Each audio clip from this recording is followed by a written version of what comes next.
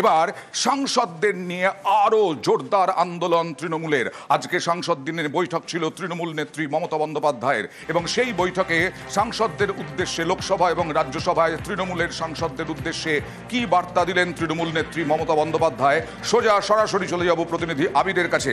আবির, কি বার্তা দিলেন? শুধুই কি সংসদের ভেতরে নাকি সংসদের বাইরেও সাংসদদের আন্দোলন আর জোরদার করতে বললেন?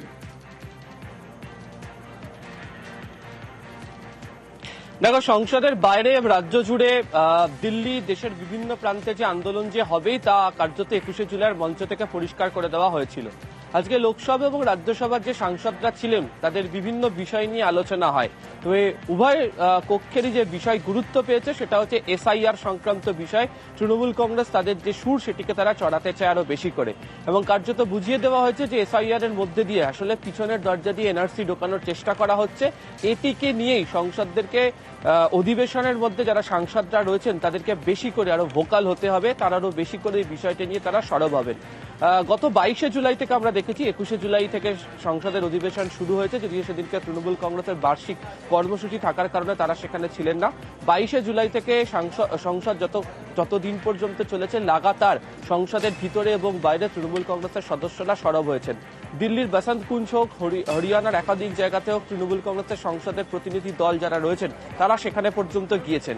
এই অবস্থাতে দাঁড়িয়ে এসআইআর এর মতো ইস্যু নিয়ে আসলে কেন এটিকে করার চেষ্টা করা হচ্ছে, তাতে কোথায় বিপদ লুকিয়ে রয়েছে তা বোঝানোর চেষ্টা করা হচ্ছে যেমন পার্টির তরফ থেকে, সেই বিষয় নিয়েও রাজনৈতিক অবস্থান যেন সাংসদরা সংসদের মধ্যে জানান সেই প্রসঙ্গের কথা দিনকে মনে করিয়ে দিয়েছেন।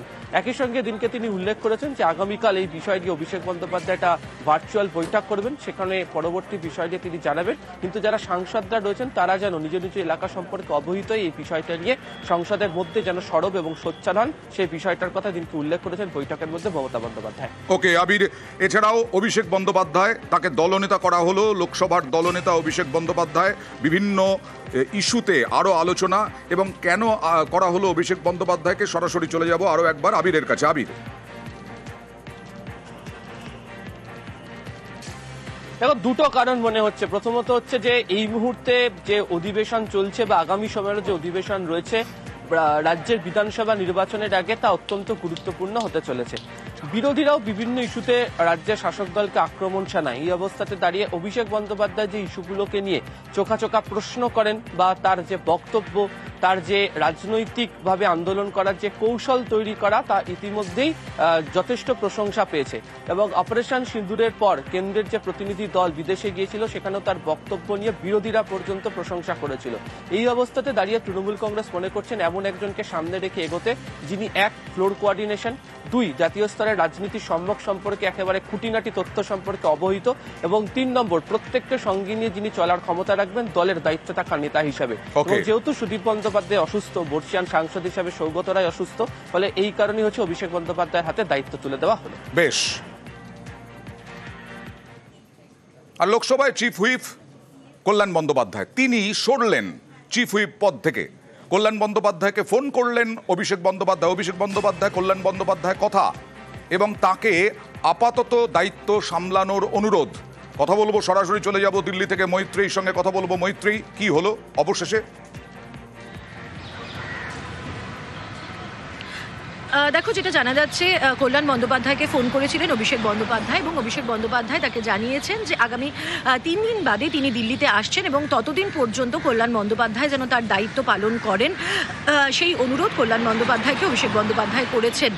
3 দিন বাদে অভিষেক বন্দ্যোপাধ্যায় দিল্লিতে আসবেন এবং এসে কল্যাণ বন্দ্যোপাধ্যায়ের সঙ্গে সরাসরি তিনি কথা বলবেন, এবং কল্যাণ বন্দ্যোপাধ্যায় কি কারণে পদত্যাগ করেছেন এবং তার ক্ষোভ অভিমানের যে জায়গাগুলো রয়েছে সেই বিষয়গুলি সম্পর্কে একেবারে সরাসরি কথা বলবেন বলে অভিষেক বন্দ্যোপাধ্যায় জানিয়েছেন কল্যাণ বন্দ্যোপাধ্যায়ের কিছু কোন রকম জানা গেল? কল্যাণ বন্দ্যোপাধ্যায় কি রাজি হয়েছেন বা কিছু? দেখো, এখনো পর্যন্ত কল্যাণ বন্দ্যোপাধ্যায়ের তরফে যেটা আমরা জানতে পারছি যে কল্যাণ বন্দ্যোপাধ্যায় তিনি আপাতত অভিষেক বন্দ্যোপাধ্যায় আসা পর্যন্ত তার যে অনুরোধ সেই অনুরোধ মানছেন, এবং ততদিন পর্যন্ত তিনি তার দায়িত্ব সামলাবেন। অভিষেক বন্দ্যোপাধ্যায় আসার পর অভিষেক বন্দ্যোপাধ্যায়ের সাথে সরাসরি কথা বলে তারপর পরবর্তী সিদ্ধান্ত নেবেন বলে তিনি জানিয়েছেন। দিল্লি পুলিশের চিঠিতে বাংলাকে বাংলাদেশি ভাষা, স্বরাষ্ট্র মন্ত্রকের অধীনে দিল্লি পুলিশ, আর এই নিয়ে বাংলা নিয়ে ব্যাখ্যায় অমিত মালভিয়া আর বিজেপি তৃণমূল তরজা তুঙ্গে।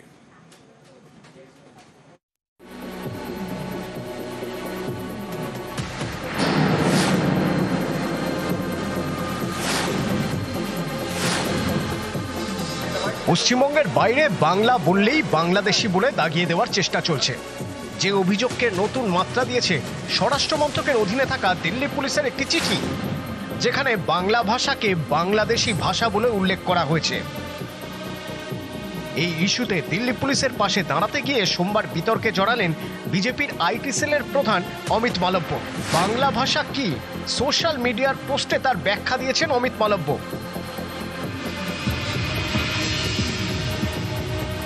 অমিত মালব্যর এই ব্যাখ্যা নিয়ে শুরু হয়েছে রাজনৈতিক চর্চা।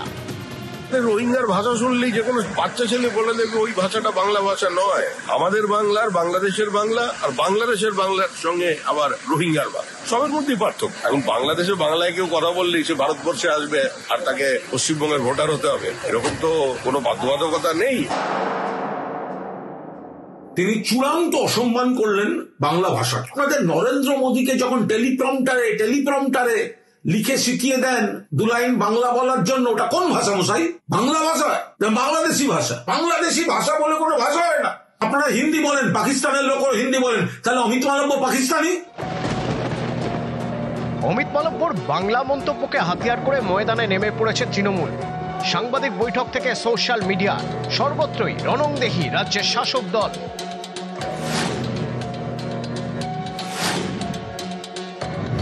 দিল্লির বঙ্গভবনকে দেওয়া চিঠিতে বাংলা ভাষাকে বাংলাদেশি ভাষা হিসেবে উল্লেখ করেছে দিল্লি পুলিশের লোধি কলোনি থানা, জানিয়ে রবিবারই সরব হন মমতা বন্দ্যোপাধ্যায়। সোশ্যাল মিডিয়ায় লেখেন, দিল্লি পুলিশ কেন্দ্রের স্বরাষ্ট্র মন্ত্রকের অধীনে ভারতের সংবিধান স্বীকৃত একটি ভাষাকে বাংলাদেশি ভাষা বলা হচ্ছে। এটা কুৎসিত, অপমানজনক, দেশ বিরোধী এবং সংবিধান বিরোধী। কেন্দ্রের সরকার বাঙালি বিরোধী, সকলের উচিত তীব্র প্রতিবাদ করা। পাল্টা অমিত মালব্যর দাবি, দিল্লি পুলিশের চিঠিতে কোথাও বাংলা বা বেঙ্গলিকে বাংলাদেশি ভাষা বলা হয়নি। বাঙালিকে কেন্দ্রের বিরুদ্ধে রুখে দাঁড়ানোর ডাক দেওয়া দায়িত্বজ্ঞানহীন আচরণ। ভাষাগত বিভেদ তৈরির চেষ্টা করছেন মমতা বন্দ্যোপাধ্যায়।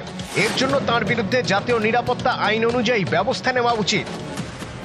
সোশ্যাল মিডিয়ায় সুর চড়িয়েছেন অভিষেক বন্দ্যোপাধ্যায়ও। তার দাবি, এই কারণেই বিজেপিকে বাংলা বিরোধী এবং জমিদার বলা হয়। ভারতের বৈচিত্র্যকে বিজেপি সম্মান করে না, তাদের একমাত্র লক্ষ্য বিভাজন। তদন্তকারী অফিসারকে অবিলম্বে সাসপেন্ড করতে হবে। প্রকাশ্যে ক্ষমা চাইতে হবে দিল্লি পুলিশ, বিজেপি এবং অমিত শাহ নেতৃত্বে চলা স্বরাষ্ট্র মন্ত্রককে। নিউজ 18 বাংলা।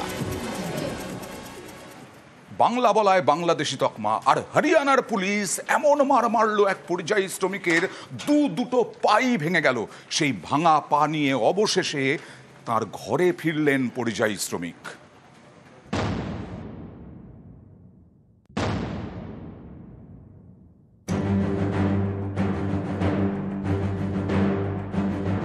কাজ করতে গিয়েছিলেন বিজেপি শাসিত হরিয়ানায়, সেখানেই বাংলাদেশি তকমা। থানায় তুলে নিয়ে গিয়ে পুলিশের মার, 2 পা ভেঙে বাড়ি ফিরেছেন উত্তর দিনাজপুরের পরিযায়ী শ্রমিক। ইসলামপুরের বিজুভিটার বাসিন্দা সাব্বির পরিযায়ী শ্রমিক। মাস 3 আগে গিয়েছিলেন হরিয়ানার পানিপথে কারখানায় কাজ করতে, সঙ্গে নিয়ে গিয়েছিলেন স্ত্রীকে। সাব্বিরের অভিযোগ, গত 24শে জুলাই বাংলাদেশি সন্দেহে তাকে থানায় নিয়ে যায় সেখানকার পুলিশ। চাপ দেয় যাতে সাব্বির নিজেকে বাংলাদেশি বলে স্বীকার করেন। রাজি না হয় বেধড়ক মার, এমন মার যার জেরে 2 পা ভেঙে যায়। সেই ভাঙা পা নিয়েই শনিবার বাড়ি ফেরেন সাব্বির। हम पानीपत में रह रहे थे, सोंदापुर चौक। 24 बंदे को उठा लिया वहां से। उठाने भाई एक कमरे में ले जाके घुसाया, हाथ से पीछे करके बांध दिया, 2 जने ऊपर चढ़ के बैठ गया, डंडा लिया, फिर पैर पे मारना चालू हो गया। फिर बोल रहा बांग्लादेशी बोलो, बांग्लादेशी बोलो।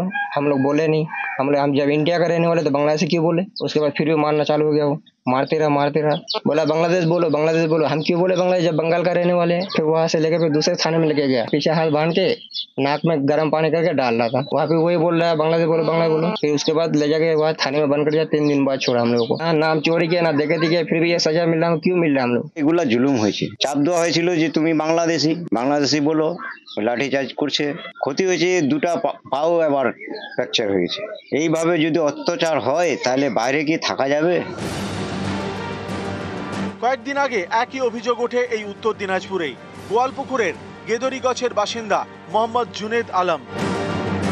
অভিযোগ বাংলাদেশি সন্দেহে তাকেও মারধর করে বিজেপি শাসিত হরিয়ানার পুলিশ। মারের চোটে তার বাঁ পা ভাঙে। গোয়ালপুকুরেরই গোয়াগাঁও 2 নম্বর গ্রাম পঞ্চায়েত এলাকার বাসিন্দা মোহাম্মদ কবির, তারও একই হাল। বাংলাদেশি সন্দেহে তার উপরেও হরিয়ানা পুলিশ অত্যাচার চালায় বলে অভিযোগ। মারধরের চোটে কবিরেরও পা ভাঙে। এবার এই তালিকায় ইসলামপুরের সাব্বির, মারের চোটে যার 2 পা ভেঙে গিয়েছে। পরিযায়ী শ্রমিকের উপর অত্যাচারের অভিযোগ আবারও বিজেপি শাসিত হরিয়ানা পুলিশের বিরুদ্ধে। উত্তর দিনাজপুর থেকে চঞ্চল মোদক, নিউজ 18 বাংলা। এতে গেল উত্তর দিনাজপুরের শ্রমিকের অভিযোগ। আর হরিয়ানায় নাকি এমন হচ্ছে পরিযায়ী শ্রমিকদের সঙ্গে, এ রাজ্যের পরিযায়ী শ্রমিকদের সঙ্গে বাস রিজার্ভ করে প্রায় 60 জন পরিযায়ী শ্রমিক তারা ফিরলেন দক্ষিণ দিনাজপুরে। দক্ষিণ দিনাজপুরে তাদের গ্রামে, দক্ষিণ দিনাজপুরের বিভিন্ন গ্রাম থেকে গিয়েছিলেন। দক্ষিণ দিনাজপুরের গঙ্গারামপুর, কুমারগঞ্জ, হরিরামপুরের শ্রমিকরা ফিরলেন বাস রিজার্ভ করে।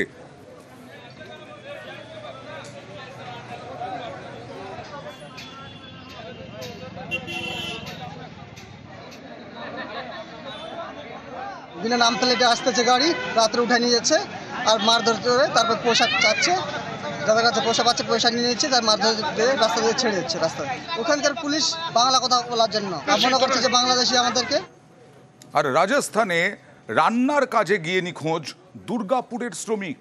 রান্নার কাজে গিয়েছিলেন রাজস্থানে এবং সেখানে গিয়ে নিখোঁজ। তাহলে কোথায় গেলেন এই প্রশ্নই করছেন তার পরিবারের সদস্যরা।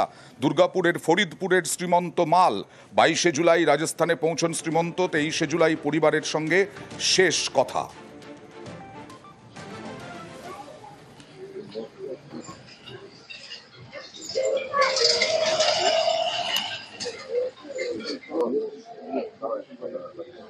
বেরোনোর আগে ফোন করেছিলাম যে আমি বাড়ি চলে যাচ্ছি। কত তারিখ ওটা? ওটা 23 তারিখ হবে। না, ঘরে আর আসিনি। কবে পুলিশকে জানানো হয়? পুলিশকে তার 2 দিন পরেই জানানো হয়েছে। হ্যাঁ, পুলিশ এসেছিল, ফটো নিয়ে গেল। 26শে বিধানসভা নির্বাচন, তার আগে বাঙালি আবেগে শান দিচ্ছে তৃণমূল। আর সেই তৃণমূলের শানে কি চাপে বিজেপি? না, বিজেপি ছাড়ছে না। বিজেপির মণ্ডল সভাপতিরা গ্রামে গ্রামে বাড়ি বাড়ি যাবেন।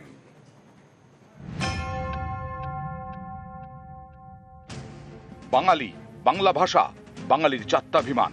26-এর ভোটে বাংলার মন পেতে বাঙালি আবেগে শান দিচ্ছে তৃণমূল কংগ্রেস। এতে কি বাংলায় বিজেপি চাপে? ভোটের সময় প্রচারে আসেন পদ্মের জাতীয় স্তরের নেতারা, যাদের অধিকাংশই ভাষণ দেন হিন্দিতে। যে ইস্যুকে সামনে রেখে 21-এর বিধানসভা ভোটে বিজেপির গায়ে বহিরাগত দলের তকমা লাগিয়ে দিতে অনেকটাই সফল হয়েছিল রাজ্যের শাসক দল। আগামী বছর রাজ্যে বিধানসভা নির্বাচন, তার আগে ফের বাঙালি আবেগ নিয়ে আসরে তৃণমূল। পথে নেমেছেন তৃণমূল নেত্রী নিজে। পাল্টা সুর চড়াচ্ছে বিজেপিও।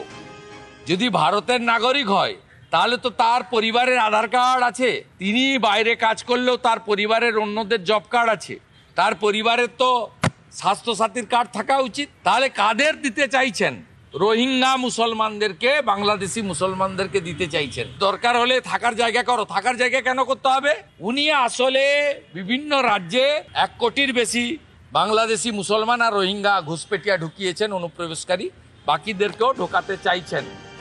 কিন্তু শুধু সুর চড়ালেই কি তৃণমূলের কৌশলের মোকাবিলা করা যাবে? এ নিয়ে কি চাপে বিজেপি? পদ্ম শিবির ঠিক করেছে এবার বাড়ি বাড়ি যাবেন বিজেপির মণ্ডল সভাপতিরা। বোঝানোর চেষ্টা করবেন বিজেপি একেবারেই বাংলা বিরোধী নয়, বিজেপি বাঙালির পাশেই আছে। বাংলা ভাষার জন্য কেন্দ্রের মোদী সরকার কি কি উদ্যোগ নিয়েছে তা তুলে ধরবেন। বিজেপি প্রচার করবে মোদী সরকারের উদ্যোগেই ধ্রুপদী ভাষার মর্যাদা পেয়েছে বাংলা। আন্তর্জাতিক মঞ্চে যখনই কোনো বাঙালি সম্মানিত হয়েছেন তখনই তাকে সম্মান জানিয়েছে কেন্দ্রীয় সরকার।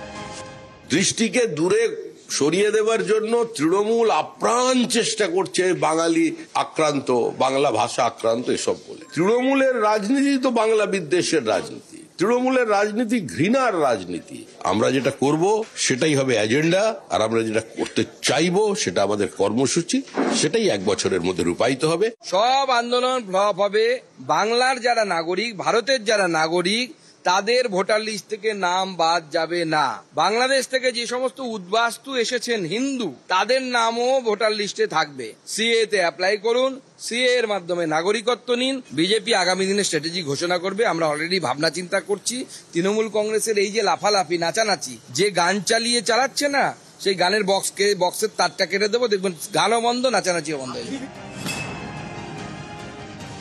বিজেপি আর তৃণমূল যে কোনো বিষয়ে আসলে একটা সেটিংয়ের মনোভাবে চলে, এটা এখন অনেকেই বুঝতে পারছেন। আরএসএস এর মূল মনোভাবের সরাসরি প্রতিফলন বিজেপির কাজে ঘটে, আর একটু পরোক্ষভাবে তৃণমূল মারফত, যাতে বিজেপি না থাকলে তৃণমূল, তৃণমূল না থাকলে বিজেপি, দুজনে বিবদমান দেখাও আসলে দুজনের মধ্যে আন্ডারস্ট্যান্ডিং। বিজেপির বাংলা কৌশল ভোটের ময়দানে কতটা কাজে লাগে সেটা 26-এই বোঝা যাবে। সুস্মিতা মণ্ডল, নিউজ 18 বাংলা।